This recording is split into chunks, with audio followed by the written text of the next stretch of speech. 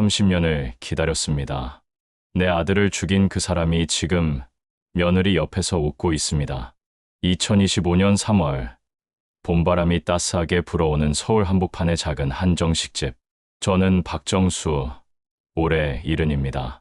오늘은 며느리 윤서가 재혼한다며 예비 사위를 소개하는 자리였습니다. 30년 전 교통사고로 외아들을 잃은 뒤 며느리와 손녀 지은이가 제 전부였습니다. 윤서는 홀로 지은이를 키우며 참 고생이 많았습니다. 그래서 이번 재혼 소식을 들었을 때 마음 한편으로는 안도했습니다. 그래, 윤서야, 이제 좀 행복하게 살아. 한정식집 문을 열고 들어서자 창가 자리에 며느리와 손녀가 앉아 있었습니다. 그리고 그 옆에 한 남자가 단정한 양복을 입고 환하게 웃고 있었습니다. 아버님, 여기에요. 며느리가 손을 흔들며 저를 불렀습니다. 저는 천천히 그들에게 다가갔습니다. 남자가 자리에서 일어나 공손하게 인사했습니다. 처음 뵙겠습니다. 강민우라고 합니다. 윤서 씨를 통해 아버님 말씀 많이 들었습니다. 그래요. 박정수입니다. 악수를 나누는 순간이었습니다. 제 시선이 그의 손목에 고정됐습니다. 재킷 소매 사이로 살짝 보이는 빨간색 스카프. 심장이 멎는 것 같았습니다. 아니 설마? 30년 전 그날이 생생하게 떠올랐습니다. 1995년 12월 23일 새벽, 아들 준호가 회식 후 집으로 돌아오던 길, 서울 강남의 한적한 이면도로에서 벌어진 뺑소니 사고, 현장에 남겨진 단 하나의 단서는 차량에 걸려있던 빨간 스카프 조각이었습니다. 저는 당시 서울지방경찰청 강력계 형사였습니다. 아들의 사건을 직접 수사할 수는 없었지만 밤낮으로 동료들이 매달렸습니다. 하지만 CCTV는 고장났고 블랙박스 영상은 화질이 너무 나빠 분석이 불가능했습니다. 그 빨간 스카프만이 유일한 단서였지만 결국 미제 사건으로 남았습니다. 아버님, 괜찮으세요? 며느리의 목소리에 정신을 차렸습니다. 아, 아니, 괜찮아.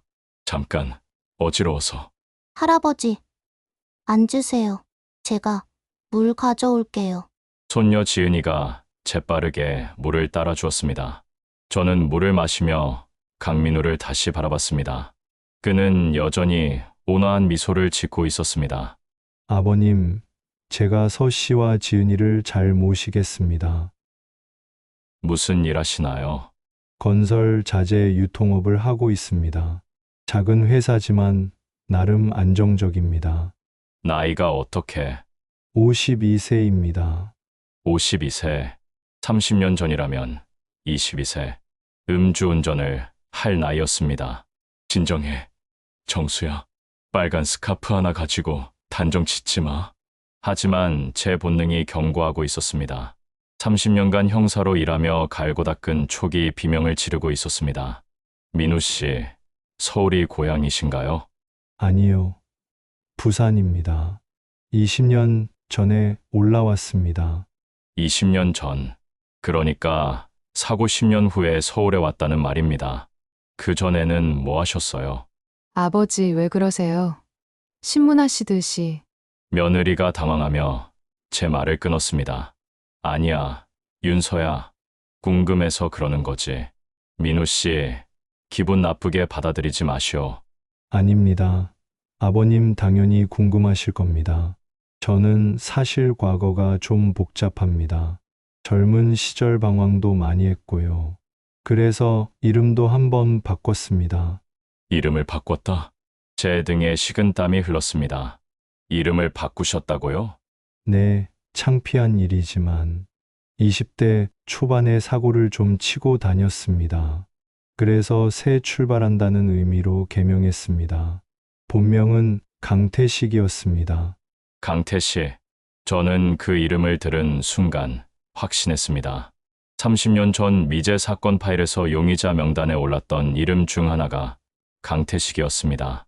당시 22세, 부산 출신, 서울에서 대리운전을 하다가 음주운전으로 2번 적발된 기록이 있는 인물. 하지만 사고 직후 부산으로 내려가 행방이 묘연해졌고 수배령이 내려졌지만 끝내 잡히지 않았습니다. 이 자식 바로 내 놈이구나. 저는 손을 떨며 물잔을 내려놓았습니다.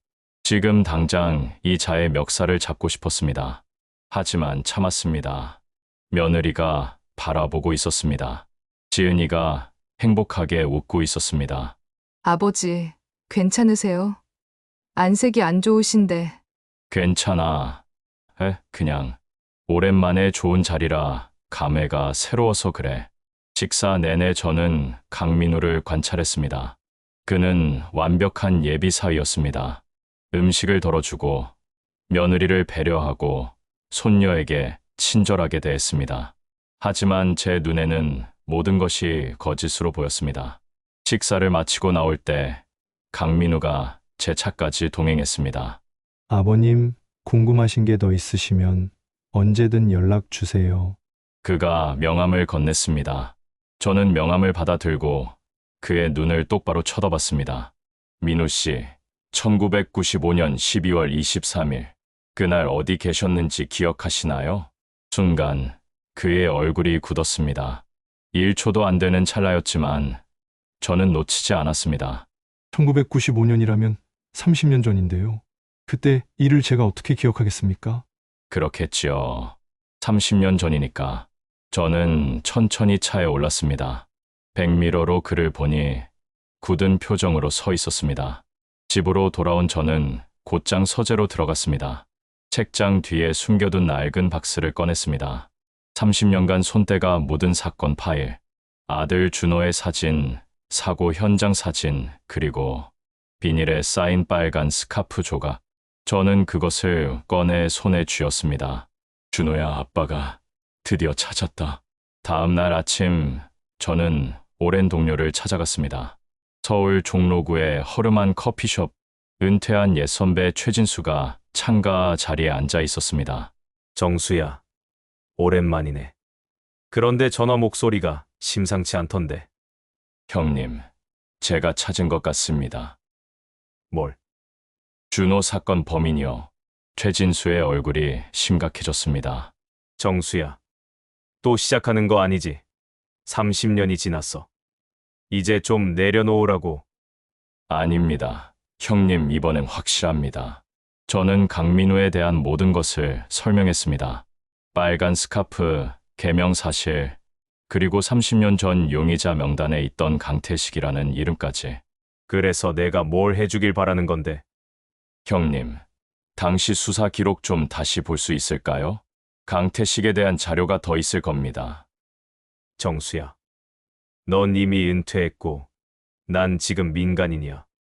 그 자료에 접근하는 건 불법이라고. 형님, 제발 부탁드립니다. 제 아들이에요. 우리 준호요.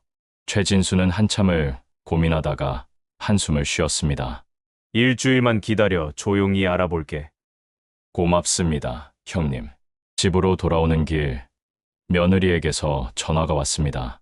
아버지, 어제 민우 씨가 아버지께 신뢰를 드린 건 아닌지 걱정하시던데요. 괜찮으셨죠? 그래, 괜찮았어. 아버지, 민우 씨 괜찮은 사람이죠?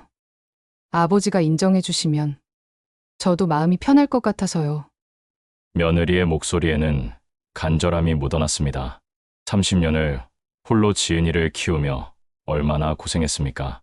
이제 겨우 행복을 찾았는데 내가 뭘 하고 있는 거지? 그날 밤 저는 잠을 이루지 못했습니다. 준호의 영정사진 앞에 앉아 소주잔을 기울였습니다. 준호야, 아빠가 어떻게 해야 할까? 3일 후 충격적인 사건이 일어났습니다. 손녀 지은이가 학원에서 돌아오던 길에 차에 치일 뻔한 겁니다. 횡단보도를 건너는데 신호를 무시한 차량이 돌진했고 지은이는 간발의 차이로 피했습니다. 며느리에게서 다급한 전화가 왔습니다. 아버지, 지은이가 사고 날 뻔했어요. 뭐, 다친 데는 없어? 다행히 안 다쳤는데 너무 놀라서. 아버지, 제가 지금 병원인데 오실 수 있으세요? 저는 곧장 병원으로 달려갔습니다. 응급실 침대에 누워있는 지은이. 겉으론 멀쩡해 보였지만 얼굴이 하얗게 질려 있었습니다. 할아버지, 지은아, 괜찮니? 무서웠어요. 차가 갑자기. 그때 강민우가 들어왔습니다. 지은아, 괜찮니? 민우 아저씨, 지은이가 그의 품에 안겼습니다. 며느리도 그의 어깨에 기댔습니다. 저는 그 모습을 보며 주먹을 꽉 쥐었습니다. 이 자식이 지은이까지 위험하게 만들 수 있어. 복도에서 담당 의사와 이야기를 나누는데 강민우가 다가왔습니다. 아버님, 제가 좋은 병원 소개해 드릴게요. 지은이 정밀 검사 받게. 됐습니다. 아버님, 제 가족 일에 너무 깊이 관여하지 마시오. 강민우의 미소가 굳었습니다. 아버님, 혹시 저한테 뭔가 오해하고 계신 건 아닙니까? 오해. 무슨 오해? 어제부터 계속 저를 보시는 눈빛이 마치 범죄자를 보는 것 같아서요. 기분 탓이겠지요. 아버님, 저도 과거가 깨끗하진 않습니다. 하지만 지금은 다릅니다. 윤서 씨와 지은이를 진심으로 사랑합니다. 제발 믿어주세요. 그의 눈을 보는 순간 저는 확신했습니다. 이 사람은 거짓말을 하고 있습니다. 민우 씨, 1995년 12월 23일 새벽에 대리운전을 하셨습니까? 갑자기 그게 무슨 대답하시오. 기억이 안 납니다. 그럼 그날 음주운전을 하진 않았겠지요? 강민우의 얼굴이 창백해졌습니다. 아버님, 지금 저를 의심하시는 겁니까? 의심? 아니요. 확신합니다. 무슨 말씀을? 박준호, 내 아들입니다. 1995년 12월 23일 새벽 2시 27분, 강남 이면도로에서 뺑소니 사고로 사망했습니다. 범인은 빨간 스카프를 두르고 음주운전을 하던 20대 초반 남성, 본명 강태시, 바로 당신이요. 순간 복도에 침묵이 흘렀습니다. 강민우는 한참을 저를 쳐다보더니 낮은 목소리로 말했습니다. 아버님 증거가 있습니까?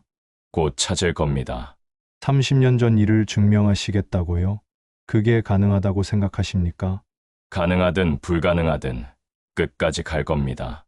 강민우가 한 걸음 다가왔습니다. 아버님, 제가 한 가지 물어보겠습니다.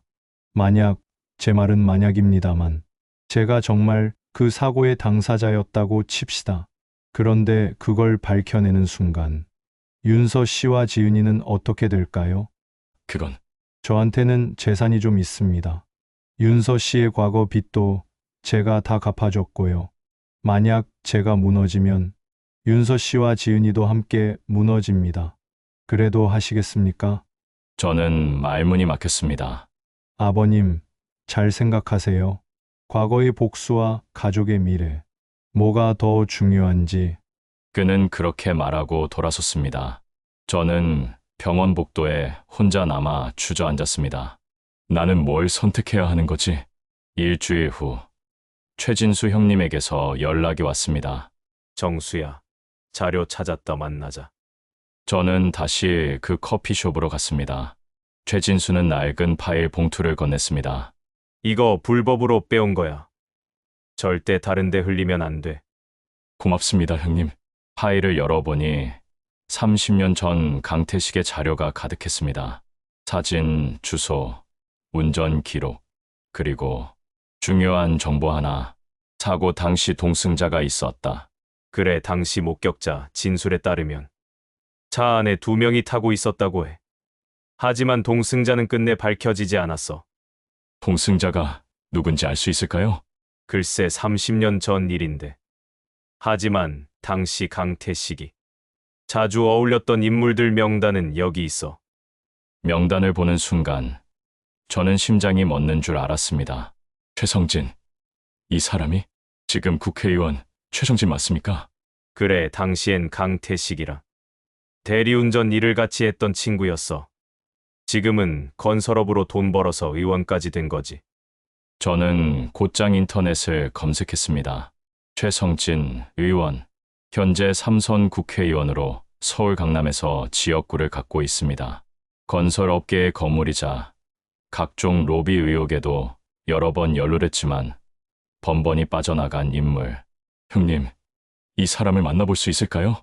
정수야, 그 사람은 위험해. 권력도 있고 뒷배경도 탄탄해.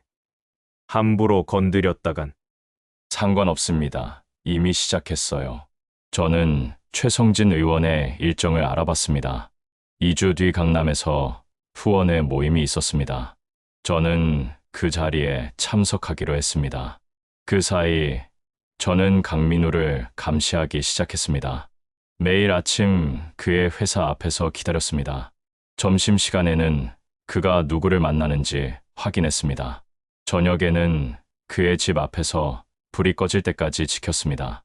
5일째 되던 날, 의미심장한 장면을 목격했습니다. 강민우가 고급 레스토랑에서 최성진 의원과 만나는 겁니다. 두 사람은 오랜 시간 대화를 나눴고 헤어질 때 최 의원이 강민우의 어깨를 두드렸습니다. 역시 아직도 연결되어 있구나. 저는 레스토랑 주차장에 숨어서 사진을 찍었습니다. 그리고 그들의 대화를 녹음하려 했지만 거리가 너무 멀었습니다. 다음 날, 저는 30년 전 사고 현장을 다시 찾았습니다. 강남 이면도로. 지금은 주변에 고층 빌딩이 즐비하지만 30년 전엔 한적한 주택가였습니다. 저는 그날 새벽처럼 똑같은 시간, 새벽 2시 27분에 그곳을 찾았습니다. 쓸쓸한 가로등 아래 준호가 쓰러져 있던 자리. 저는 그곳에 무릎을 꿇었습니다. 준호야, 아빠가 반드시, 끝낼게 반드시. 그때 뒤에서 발소리가 들렸습니다. 돌아보니 택시 한 대가 서 있었습니다. 70대로 보이는 택시기사가 차에서 내렸습니다. 손님, 혹시 30년 전 여기서? 네, 당신은 누구십니까? 저도 그날 여기 있었습니다. 제 심장이 쿵쾅거렸습니다. 당신이 목격자십니까? 네, 저는 그날 이 길을 지나가던 택시기사였습니다. 사고를 목격했죠.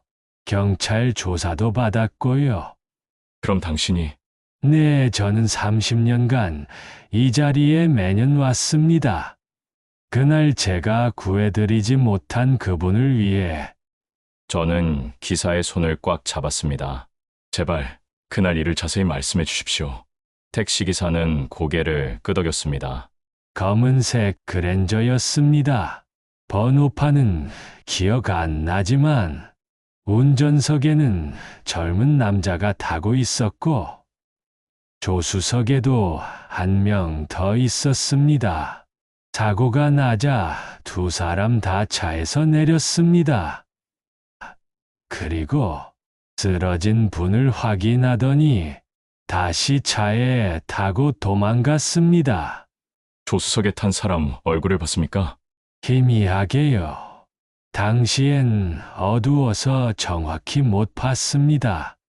하지만 한 가지는 확실합니다. 뭡니까? 그 사람 빨간 스카프를 하고 있었습니다. 운전한 사람이 아니라 조수석에 탄 사람이요. 저는 충격을 받았습니다. 그럼 운전한 사람은 누구입니까?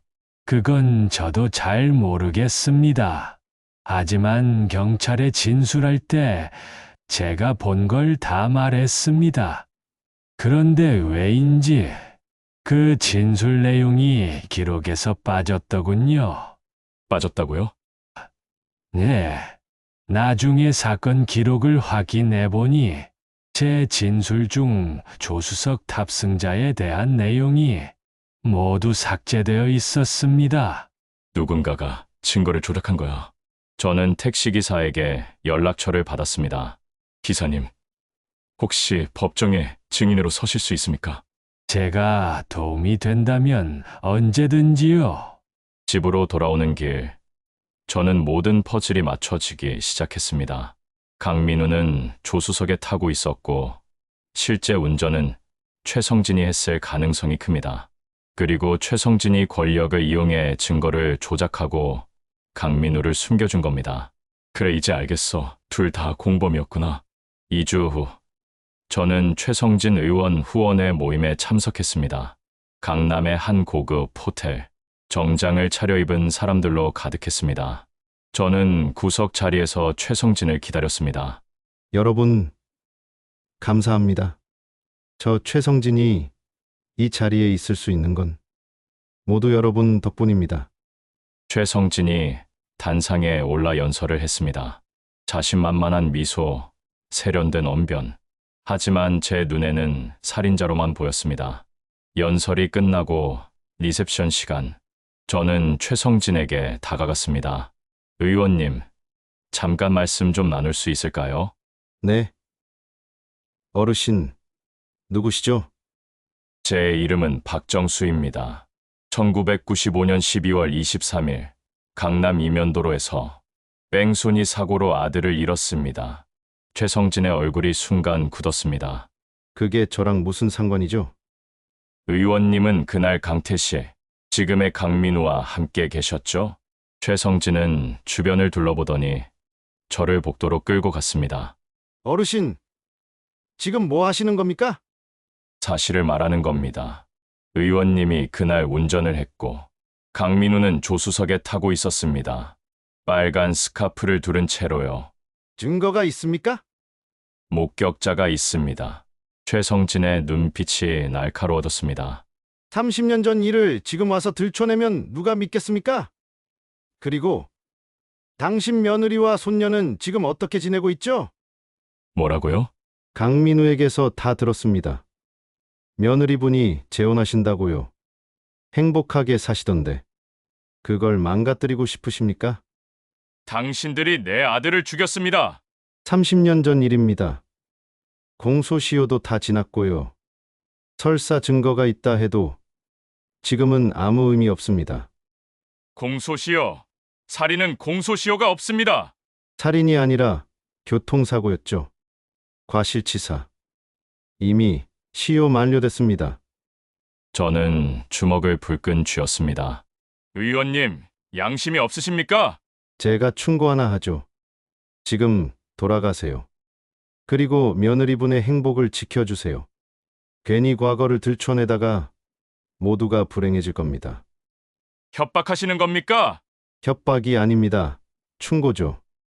저는 국회의원입니다. 제가 가진 권력과 인맥을 아십니까? 당신이 저를 건드리는 순간 며느리분의 과거 빚 문제, 손녀의 학교 문제, 모든 게 수면 위로 떠오를 겁니다. 저는 숨이 막혔습니다. 당신 악마군요. 악마? 저는 현실주의자입니다. 마지막으로 한 번 더 말씀드립니다. 돌아가세요. 최성진은 그렇게 말하고 다시 리셉션장으로 들어갔습니다. 저는 그 자리에 멍하니 서 있었습니다. 내가 뭘 하고 있는 거지? 집으로 돌아오는 차 안에서 며느리에게 전화가 왔습니다. 아버지, 어디 계세요? 지은이가 할아버지 보고 싶대요. 곧 집에 갈게. 아버지, 혹시 요즘 무슨 걱정 있으세요? 안색이 안 좋으신데. 아니야, 괜찮아. 아버지, 민우 씨 말로는 아버지가 자꾸 이상한 질문을 하신다던데 혹시. 윤서야, 너 행복하니? 네, 지금 민우 씨랑 결혼하면 행복할 것 같아. 당연하죠, 아버지. 민우 씨는 정말 좋은 사람이에요. 지은이도 좋아하고요. 저는 입술을 깨물었습니다. 그래, 잘 됐구나. 전화를 끊고 저는 차를 세웠습니다. 한강변, 공원, 벤치에 앉아 밤하늘을 올려다봤습니다. 준호야, 미안하다. 아빠가 겁쟁이구나. 그날 밤, 집에 돌아오니 현관 앞에 누군가 서 있었습니다. 바로 강민우였습니다. 아버님, 기다렸습니다. 무슨 일이요? 들어가서 이야기하면 안 될까요? 저는 문을 열고 글을 드렸습니다. 거실에 마주 앉았습니다. 아버님, 최 의원을 만나셨죠? 어떻게 알았소? 최 의원이 저한테 전화했습니다. 아버님이 위험한 사람이라고요. 위험한 사람, 내가? 아버님, 저도 솔직히 말씀드리겠습니다. 강민우가 저를 똑바로 쳐다봤습니다. 30년 전 그날 저 거기 있었습니다. 제 심장이 멎었습니다. 뭐라고? 하지만 운전한 건 제가 아닙니다. 최 의원이었어요. 저는 술에 취해 조수석에 타고 있었을 뿐입니다. 그럼 사고를 봤다는 거요? 내 제정신이 아니었지만 봤습니다. 그리고 최 의원이 그냥 가자고 했습니다. 저는 너무 무서워서 그냥 따라갔습니다. 이 개자식이! 저는 그의 멱살을 잡았습니다. 내 놈이 조수석에 있었든 운전석에 있었든 상관없어. 내 놈은 사람을 치고도 도망갔어. 내 아들을, 내 준호를 그냥 두고 갔단 말이야. 죄송합니다. 아버님 정말 죄송합니다. 강민우가 눈물을 흘렸습니다. 하지만 저는 그의 눈물이 진짜인지 가짜인지 알 수 없었습니다. 아버님, 저도 30년간 지옥에서 살았습니다. 매일 밤 악몽을 꿨어요. 그날 그 사람의 얼굴이 계속 떠올랐습니다. 그래서 속죄하는 마음으로 살아왔습니다. 속죄. 내 놈이 속죄를. 저는 제 재산의 절반을 교통사고 유가족들을 위해 기부해 왔습니다. 이름도 밝히지 않고요. 그게 제가 할 수 있는 전부였습니다. 그게 속죄가 되는 줄 아시오? 아닙니다. 하지만 아버님, 제발 부탁드립니다. 이제 그만하세요. 진실을 밝히는 순간 서 씨와 지은이가 다칩니다. 저도 다치고요. 모두가 불행해집니다. 그래서 내가 침묵하란 말이오? 네, 부탁드립니다. 저는 그를 밀쳐냈습니다. 나가시오 당장! 아버님, 나가! 강민우는 천천히 일어섰습니다. 현관문으로 가다가 뒤를 돌아봤습니다. 아버님, 최 의원은 위험한 사람입니다. 함부로 건드리지 마세요. 아버님뿐만 아니라 며느리분과 손녀까지 다칠 수 있습니다. 협박이오? 경고입니다. 문이 닫혔습니다. 저는 소파에 주저앉았습니다. 머릿속이 복잡했습니다. 내가 정말 이대로 포기해야 하나? 다음 날 아침 충격적인 소식이 들려왔습니다. 30년 전 사고를 목격했던 택시기사가 교통사고를 당했다는 겁니다. 저는 급히 병원으로 달려갔습니다. 중환자실. 기사는 온몸에 깁스를 하고 누워 있었습니다. 기사님, 괜찮으십니까? 박 씨, 누가 그랬습니까? 교통사고라니. 아닙니다. 누군가 일부러. 뭐라고요? 검은 차가 저를 들이받았습니다. 일부러요. 제 온몸에 소름이 돋았습니다. 기사님, 혹시 차 번호판을 봤습니까? 못 봤습니다. 하지만 박 씨, 조심하세요. 그들은 뭐든 할 수 있습니다. 기사는 그렇게 말하고 의식을 잃었습니다. 저는 병원 복도에 주저앉았습니다. 이 자식들 지금까지 없애려고. 그날 저녁 집 앞에 검은 승용차가 서 있었습니다. 차에서 한 남자가 내렸습니다. 박정수 씨죠? 당신은 누구요? 최 의원님 비서입니다. 이거 받으세요. 남자가 봉투를 건넸습니다. 안에는 사진들이 들어 있었습니다. 며느리가 과거 사채업자들에게 시달리던 사진, 손녀 지은이의 학교 사진, 그리고 제 집 안 사진까지. 이게 무슨... 경고입니다. 더 이상 나서지 마세요. 안 그러면 이 사진들이 전부 현실이 됩니다. 남자는 그렇게 말하고 차에 올라탔습니다. 저는 사진을 보며 온몸이 떨렸습니다. 이놈들이 내 가족까지 건드리려고. 하지만 그 순간이었습니다. 핸드폰이 울렸습니다. 모르는 번호였습니다. 여보세요. 박정수 씨, 저는 KBS 탐사보도팀 기자 김민준입니다. 네, 최성진 의원 관련해서 제보를 받았습니다. 30년 전 뺑소니 사고 은폐 의혹이요. 혹시 인터뷰 가능하십니까? 저는 심장이 뛰었습니다. 이게 기회인가? 김민준 기자와의 만남은 조심스럽게 진행됐습니다. 강남의 한 조용한 카페 구석. 기자는 30대 초반으로 보이는 날카로운 눈빛의 청년이었습니다. 제가 최 의원을 오랫동안 취재해왔습니다. 그 사람 결코 깨끗한 인물이 아닙니다. 어떻게 제 연락처를 아셨죠? 익명의 제보를 받았습니다. 최 의원 측근이었던 사람이 양심 선언을 했어요. 30년 전 사고 증거 인멸에 관여했다고요. 정말입니까? 네. 하지만 그 제보자도 지금 위험한 상황입니다. 최 의원이 입막음을 하려고 하거든요. 저는 김 기자에게 모든 것을 털어놓았습니다. 강민우의 정체, 택시기사의 증언, 최성진의 협박까지. 증거가 있으십니까? 30년 전 블랙박스 영상이 있습니다. 당시엔 화질이 나빠서 증거로 채택되지 못했지만 지금은 다릅니다. AI 기술로 복원하면 얼굴 식별이 가능합니다. 저는 집에 보관 중이던 블랙박스 영상 테이프를 가져왔습니다. 김 기자는 그것을 전문가에게 맡기겠다고 했습니다. 일주일만 기다려주세요. 영상 복원하는 동안 저도 추가 취재를 하겠습니다. 기자님, 이거 정말 가능한 겁니까? 최 의원은 권력이 대단한데. 그래서 더 해야 합니다. 권력을 가진 자가 법 위에 군림하게 놔둘 순 없죠. 김 기자의 눈빛에서 정의감이 느껴졌습니다. 하지만 집으로 돌아오는 길, 불안감이 엄습했습니다. 혹시 이게 함정은 아닐까? 그날 밤, 강민우에게서 전화가 왔습니다. 아버님, KBS 기자를 만났다면서요? 저는 숨이 턱 막혔습니다. 어떻게 알았소?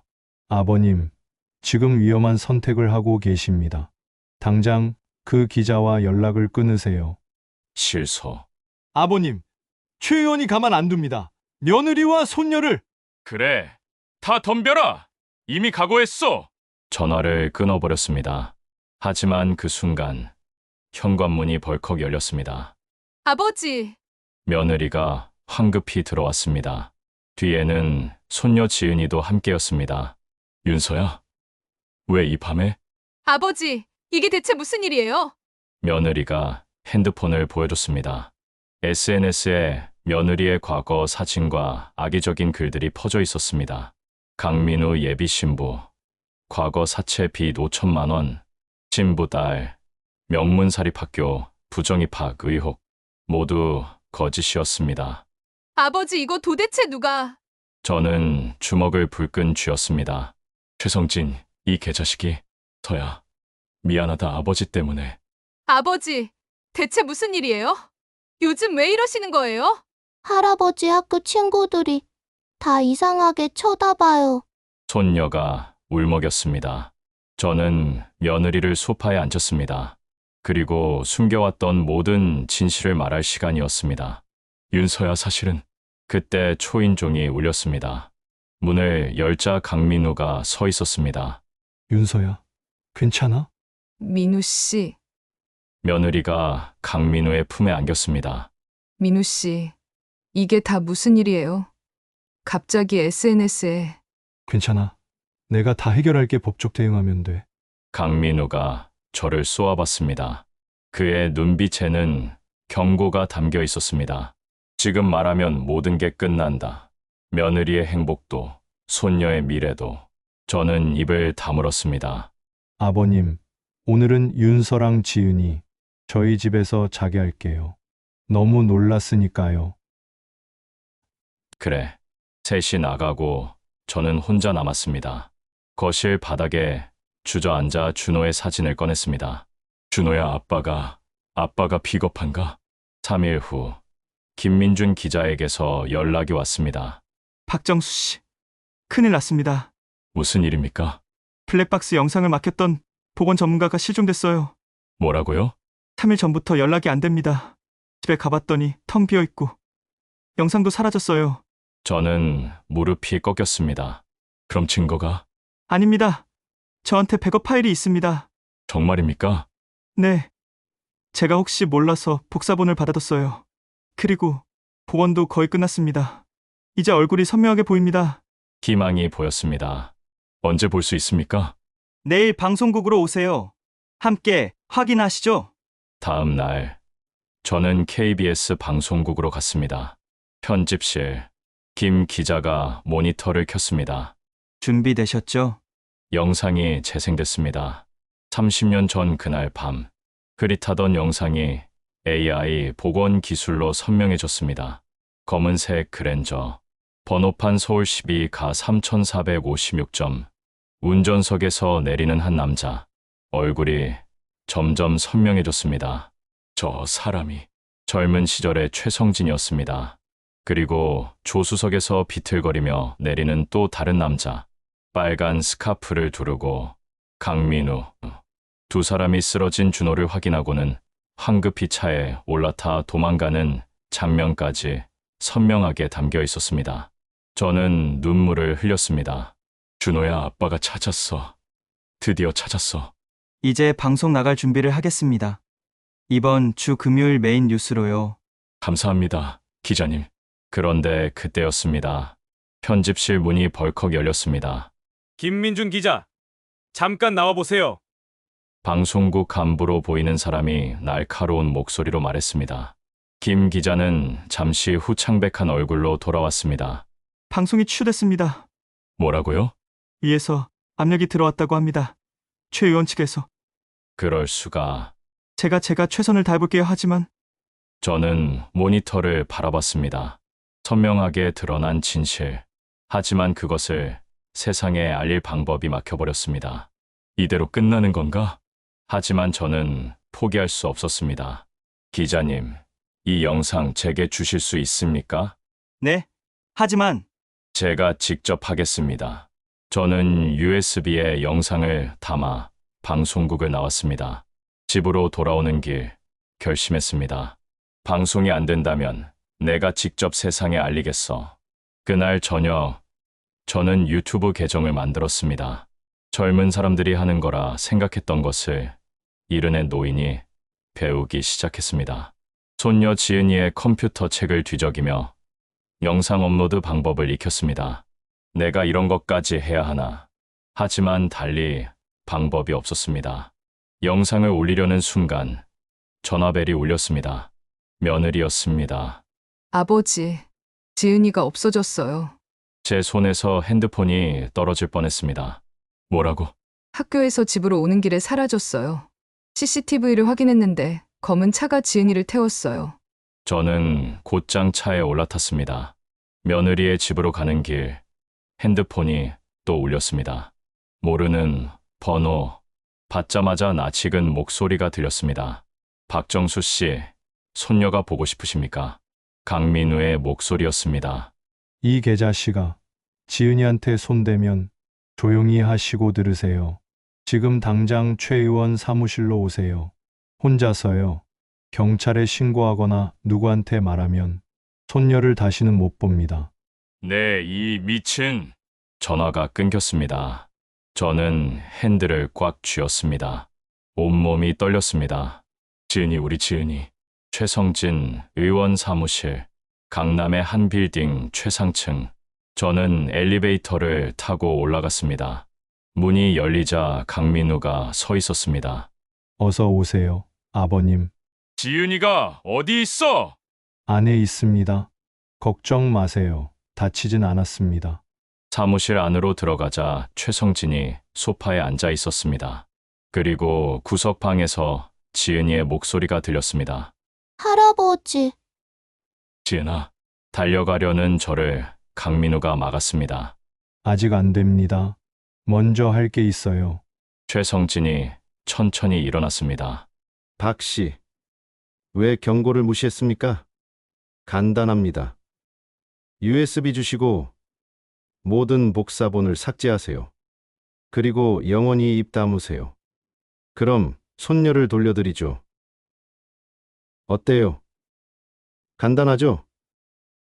손녀의 안전과 30년 전 일, 뭐가 더 중요합니까? 저는 주머니에서 USB를 꺼냈습니다. 기계 전부요. 복사본은? 없어. 거짓말 마세요. KBS 기자한테도 있을 테고. 기자한테는 제가 연락해서 삭제하게 하겠소. 최성진이 씩 웃었습니다. 현명한 선택이십니다. USB를 건네려는 순간이었습니다. 할아버지, 주지 마세요. 지은이가 구석방에서 소리쳤습니다. 지은아, 할아버지, 아빠 이야기 들었어요. 이 나쁜 사람들이 우리 아빠를 죽였다며요. 그런데 왜 증거를 줘요? 제 눈에서 눈물이 흘렀습니다. 지은아, 너는 몰라. 할아버지는 할아버지는 정의로운 경찰관이었다며요. 그런데 아빠의 복수를 포기하면 아빠가 슬퍼하실 거예요. 강민우가 방으로 들어가 지은이를 끌고 나왔습니다. 시끄러워. 어린애가. 놓아! 할아버지! 주지 마세요! 저는 USB를 꽉 쥐었습니다. 손녀와 아들, 둘 중 하나를 선택해야 하는 순간, 준호야, 아빠가 뭘 해야 할까? 그때 뒤에서 목소리가 들렸습니다. 경찰이다. 모두 꿈쩍 마. 문이 벌컥 열리며 경찰들이 들이닥쳤습니다. 최성진, 강민우, 당신들은 미성년자 약취유인 혐의로 긴급 체포한다. 뒤에서 김민준 기자가 들어왔습니다. 박정수 씨, 괜찮으세요? 기자님, 어떻게? 제가 몰래 따라왔어요. 혹시 몰라서요. 그리고 경찰에 신고했죠. 최성진이 소리쳤습니다. 이게 무슨 짓이야? 너희들 감히! 최성진, 당신은 30년 전 뺑소니 사고, 증거 인멸 교사 혐의도 받게 될 겁니다. 그리고 오늘 미성년자 납치까지. 이번엔 못 빠져나갑니다. 경찰이 수갑을 채웠습니다. 저는 지은이를 끌어안았습니다. 지은아, 무섭지 않았니? 할아버지, 저 괜찮아요. 할아버지가 오실 거라고 믿었어요. 며느리가 달려왔습니다. 지은아, 괜찮니? 엄마, 모녀가 얼싸안고 울었습니다. 강민우가 수갑을 찬 채 저를 바라봤습니다. 아버님, 저는 할 말 없소. 법정에서 봅시다. 경찰서에서 조사를 받는 동안 김민준 기자가 복원된 영상을 경찰에 제출했습니다. 그리고 그날 밤 긴급 속보가 터졌습니다. 현직 국회의원 최성진, 30년 전 뺑소니 사고, 은폐 의혹, 공범 강민호와 함께 구속, 온 나라가 떠들썩했습니다. 하지만 저는 기쁘지 않았습니다. 며느리가 충격에 빠졌기 때문입니다. 3일 후 결혼식장이었습니다. 아니, 결혼식이 취소된 텅 빈 식장이었습니다. 며느리는 혼자 그곳에 앉아 있었습니다. 저는 조심스럽게 다가갔습니다. 윤서야, 아버지 왜 미리 말씀 안 해주셨어요? 미안하다. 윤서야. 저는 정말 행복할 줄 알았어요. 지은이한테도 아빠를 만들어줄 수 있다고 생각했고. 며느리가 울었습니다. 그런데 그 사람이 준호 오빠를 죽인 사람이었다니. 저는 며느리 옆에 앉았습니다. 윤서야, 너의 잘못이 아니야. 하지만 저 때문에 아버지가 얼마나 힘드셨어요. 30년을 기다렸는데 제가 그 사람이랑 결혼하려고 했으니. 아니야. 윤서야, 너는 그냥 행복하고 싶었던 거야. 그게 뭐가 잘못이니? 아버지 이제 어떻게 하죠? 저는. 괜찮아. 우리 함께 견딜 거야. 지은이도 있잖아. 그날 오후 검찰 조사가 있었습니다. 강민우와 최성진은 별도로 조사를 받았습니다. 저는 증인으로 출석했습니다.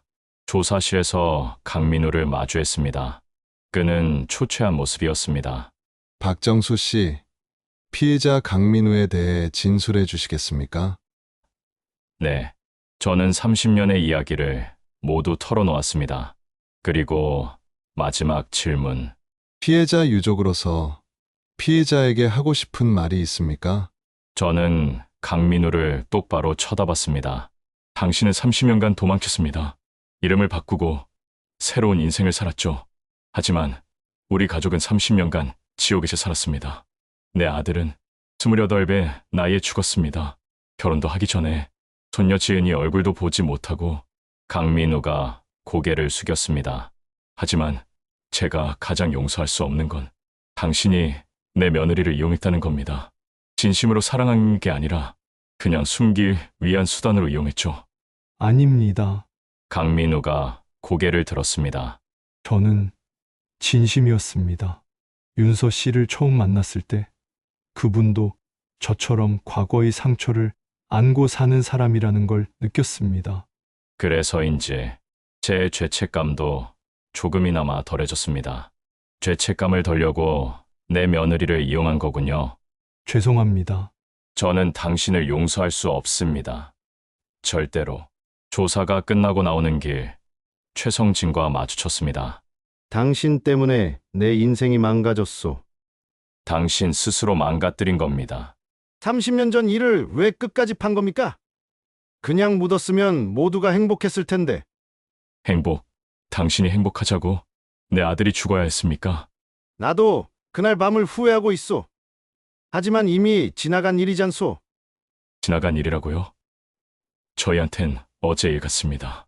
30년이 지나도 변하지 않습니다. 최성진은 아무 말도 하지 못했습니다. 2주 첫 공판이 열렸습니다. 법정은 취재진과 방청객으로 가득했습니다. 재판장이 입장했습니다. 피고인 최성진, 강민우는 1995년 12월 23일 발생한 박준호 씨 뺑소니 사고에 가해자 및 방조자로 기소되었습니다. 피고인들 혐의를 인정합니까? 최성진이 일어났습니다. 저는 인정합니다. 웅성거림이 일었습니다. 하지만 변명을 하고 싶습니다. 그날 저는 정말 실수했습니다. 술 마시고 운전을 했고 사고를 냈습니다. 너무 겁이 나서 도망쳤습니다. 젊었고 어리석었습니다. 그리고 30년간 후회하며 살았습니다. 피고인 강민우는 강민우가 일어났습니다. 저도 인정합니다. 저는 조수석에 타고 있었고 사고를 목격했지만 신고하지 않았습니다. 최성진을 도와 도주했고 증거를 인멸하는 데 협조했습니다. 그리고 이름을 바꾸고 숨어 살았습니다. 피고인들은 왜 30년간 침묵했습니까? 최성진이 대답했습니다. 두려웠습니다. 제 미래가 꿈이 무너질까봐. 그래서 비겁하게 숨었습니다. 재판장이 저를 바라봤습니다. 유족 박정수 씨, 하실 말씀 있으십니까? 저는 천천히 일어났습니다. 재판장님, 저는 30년을 기다렸습니다. 아들의 복수를 위해서요. 그런데 막상 이 자리에 서니 속이 뻥 뚫리는 것 같으면서도 한편으로는 허무합니다. 허무하다고요? 내 아들이 돌아오는 건 아니니까요. 이 사람들이 벌을 받아도 준호는 돌아오지 않습니다. 그리고 제 며느리와 손녀도 상처를 받았습니다. 그게 가장 괴롭습니다. 재판장이 고개를 끄덕였습니다. 유족의 심정을 충분히 이해합니다. 재판부는 이번 사건을 엄중히 심리하겠습니다. 공판이 끝나고 복도에서 며느리를 만났습니다. 아버지, 재판보러 오셨어요? 응. 윤서야, 너는? 저도 직접 봐야 할 것 같아서요. 그 사람들이 어떻게 재판받는지 힘들지 않니? 힘들죠. 하지만 이제 알아야 할 것 같아요. 진실을요. 며느리가 법정 안을 들여다봤습니다. 아버지, 사실 제가 제일 무서웠던 게 뭔지 아세요? 뭔데? 제가 그 사람을 진짜로 사랑했을까봐 무서웠어요. 만약 진짜 사랑이었다면 저는 준호 오빠한테 너무 미안한 사람이 되는 거잖아요. 윤서야, 그런데 재판 보면서 깨달았어요. 저는 그 사람을 사랑한 게 아니었어요. 그냥 외로움을 채우고 싶었던 거예요. 지은이한테 아빠를 만들어주고 싶었고, 그래서 착각했던 거죠. 며느리가 울었습니다. 준호 오빠 미안해요. 내가 그 사람을 지은이의 아빠로. 저는 며느리를 끌어안았습니다. 아니야, 윤서야. 내 잘못이 아니야. 내가 어떻게 알았겠니? 2개월 후. 선고 공판이 열렸습니다. 재판장이 판결문을 읽기 시작했습니다. 피고인 최성진은 1995년 음주운전으로 박준호 씨를 치어 사망에 이르게 했고 증거를 인멸했으며 30년간 도주했습니다. 또한 피해자 유족을 협박하고 증인을 위협했습니다. 이는 매우 중대한 범죄입니다. 피고인 최성진, 징역 20년을 선고합니다. 피고인 강민우는 사고 방조 및 증거 인멸, 도주 방조 혐의로 징역 15년을 선고합니다. 또한 피고인들은 피해자, 유족에게 5억 원의 위자료를 배상하라. 망치 소리가 울렸습니다. 저는 눈을 감았습니다. 준호야, 끝났다. 법정을 나오는 길, 강민우가 저를 불렀습니다. 박정수 씨. 정말 죄송합니다. 윤서 씨한테도 지은이한테도 그리고 무엇보다 준호 씨한테. 저는 그를 보지 않았습니다. 말로 사과한다고 용서가 됩니까? 15년 형을 산다고 내 아들이 돌아옵니까? 이제 당신 인생이나 후회하며 사세요. 저는 그렇게 말하고 돌아섰습니다. 1년이 흘렀습니다. 2026년 봄, 저는 준호의 묘 앞에 섰습니다. 손에는 낡은 빨간 스카프가 들려 있었습니다. 30년간 증거로 보관했던 그 스카프. 준호의 아빠가 늦었지? 저는 스카프를 묘 앞에 놓았습니다. 이제 이것도 너한테 돌려줄게. 30년간 아빠가 너 대신 가지고 있었어. 복수를 위해서. 바람이 스카프를 살랑이게 흔들었습니다. 준호야, 그런데 말이야. 복수를 하고 나니까 기분이 이상하더라. 시원한 것 같으면서도 허전하고. 저는 묘비에 손을 얹었습니다. 그리고 서야랑 지은이가 많이 힘들어했어. 그게 제일 마음 아팠어. 아빠가 복수한다고 너무 앞만 보고 달렸나 봐. 뒤에서 발소리가 들렸습니다. 며느리와 지은이었습니다. 아버지, 여기 계셨네요. 윤서야, 지은아. 할아버지, 우리도 아빠 보러 왔어요. 셋이 묘 앞에 나란히 섰습니다. 며느리가 꽃을 놓으며 말했습니다. 오빠, 미안해요. 엄마, 그러지 마세요. 엄마, 잘못 아니잖아요. 지은이가 엄마의 손을 잡았습니다. 아빠, 저 지은이에요. 할아버지한테 아빠 이야기 많이 들었어요. 아빠가 정말 멋진 경찰관이었다고. 그래서 저도 나중에 경찰관이 될 거예요. 아빠처럼 정의로운 사람이 될게요. 저는 손녀를 안았습니다. 며느리가 말했습니다. 아버지, 저 요즘 상담사 자격증 공부하고 있어요. 상담사. 네, 저처럼 교통사고로 가족을 잃은 사람들을 돕고 싶어서요. 제가 겪은 아픔을 아니까 그 사람들 마음을 이해할 수 있을 것 같아요. 윤서야, 그거 참 좋은 생각이구나. 아버지도 이제 좀 쉬세요. 30년간 너무 힘들었잖아요. 이제 아버지 인생도 사세요. 내 인생. 네, 아버지는 항상 준호 오빠 복수만 생각하며 사셨잖아요. 이제 아버지 자신을 위해서도 뭔가 하세요. 저는 며느리를 보며 미소 지었습니다. 그래, 내 말이 맞다. 아빠도 이제 좀 살아봐야지. 그날 오후 집에 돌아와 서재를 정리했습니다. 30년간 쌓여있던 사건 파일들, 신문 스크랩들, 수사 기록들, 모두 박스에 담아 창고에 넣었습니다. 이제 정말 끝이구나. 그런데 책상 서랍 깊은 곳에서 낡은 편지 한 통이 나왔습니다. 준호가 대학 시절 제게 쓴 편지였습니다. 아빠, 저 경찰 시험 붙었어요. 아빠처럼 멋진 형사가 될게요. 아빠, 사랑해요. 저는 편지를 읽으며 눈물을 흘렸습니다. 준호야, 아빠도 사랑한다.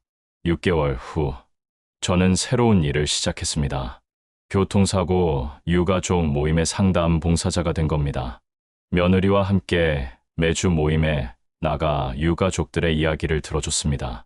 어느 날 20대 젊은 여성이 찾아왔습니다. 안녕하세요. 저는 김지연이라고 합니다. 3개월 전에 오빠를 뺑소니로 잃었어요. 그녀는 울면서 이야기했습니다. 범인이 안 잡혔어요. CCTV도 없고 단서도 없고 어떻게 해야 할지 모르겠어요. 저는 그녀의 손을 잡았습니다.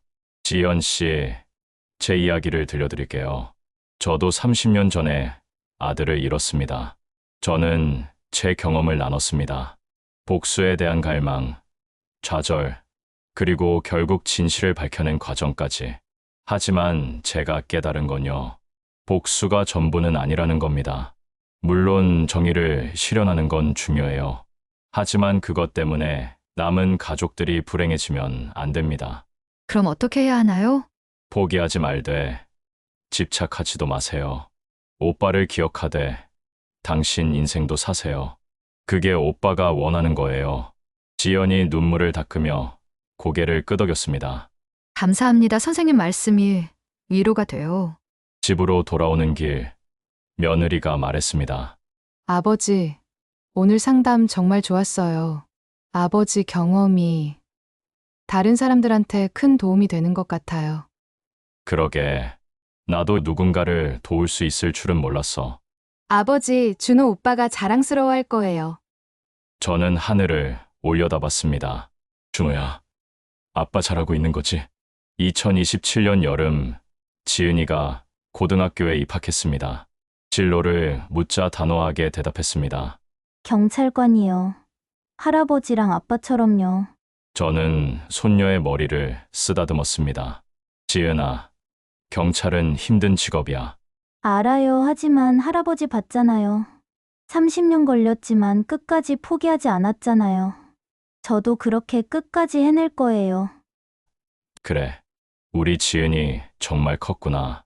며느리는 이제 정식 상담사로 일하고 있었습니다.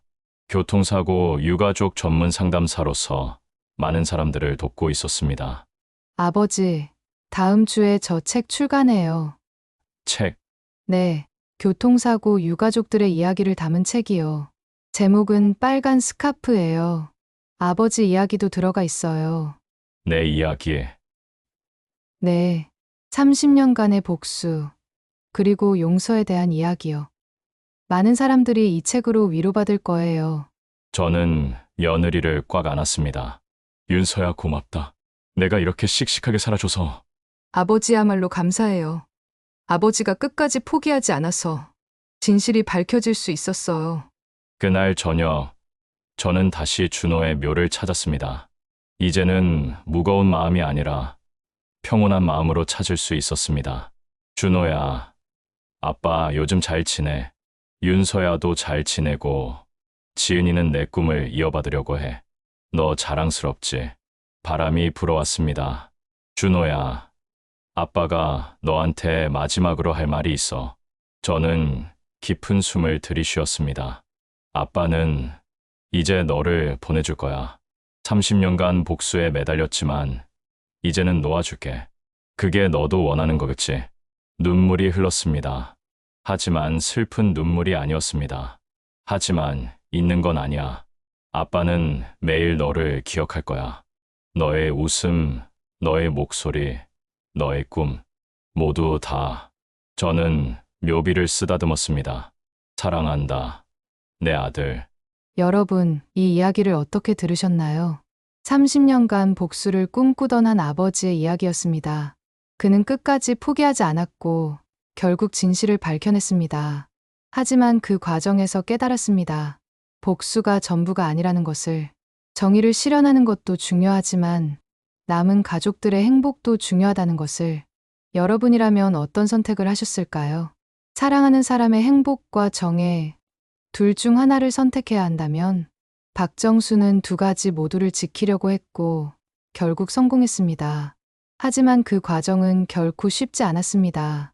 이 이야기가 여러분께 전하고 싶은 메시지는 이겁니다. 포기하지 마세요. 하지만 집착하지도 마세요. 정의를 추구하되 사랑하는 사람들을 잃지 마세요. 교통사고는 누구에게나 일어날 수 있는 일입니다. 가해자든 피해자든 모두의 인생이 순식간에 바뀝니다. 부디 안전운전 하시고 음주운전은 절대 하지 마세요. 그리고 만약 주변에 교통사고로 힘들어하시는 분이 계시다면 따뜻한 위로 한마디 건네주세요. 그 한마디가 누군가에겐 30년을 버티는 힘이 될 수도 있습니다. 이 이야기가 마음에 와닿으셨다면 좋아요와 구독 부탁드립니다. 여러분의 응원이 더 좋은 이야기를 만드는 힘이 됩니다. 그리고 댓글로 여러분의 생각을 들려주세요. 당신이라면 어떤 선택을 했을까요? 감사합니다. 다음 이야기로 또 찾아뵙겠습니다.